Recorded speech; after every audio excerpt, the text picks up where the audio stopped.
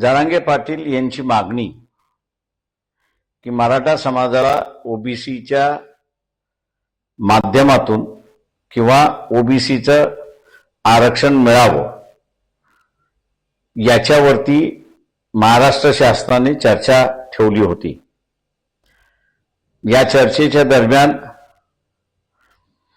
पक्षाच्या वतीने जी भूमिका आहे तीच भूमिका मांडण्यात आली की ओबीसीचं आरक्षण वेगळं असलं पाहिजे आणि मराठा समाजाचं आरक्षण वेगळं असलं पाहिजे।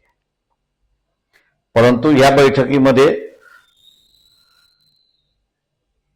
एनसीपी, शरद पवार, काँग्रेस आणि उद्धव ठाकरे शिवसेना हे उपस्थित नव्हते आणि या कारणास्तव त्या ठिकाणी सुचवण्यात आलं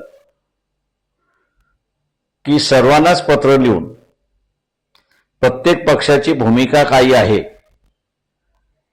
या मागणीच्या संदर्भात ती लेखी देण्यात यावी। बैठकीमध्ये ती मागणी मान्य करण्यात आली आणि आम्ही आता मानतोय की ज्या प्रश्नावरनं महाराष्ट्रामध्ये दुबगला असं दिसतंय, कदाचित ते एकत्र येण्याची प्रक्रिया सुरुवात होईल। अपेक्षा धरूया की सर्वच जण आपापली भूमिका या प्रश्नावरती स्पष्टपणे मांडतील।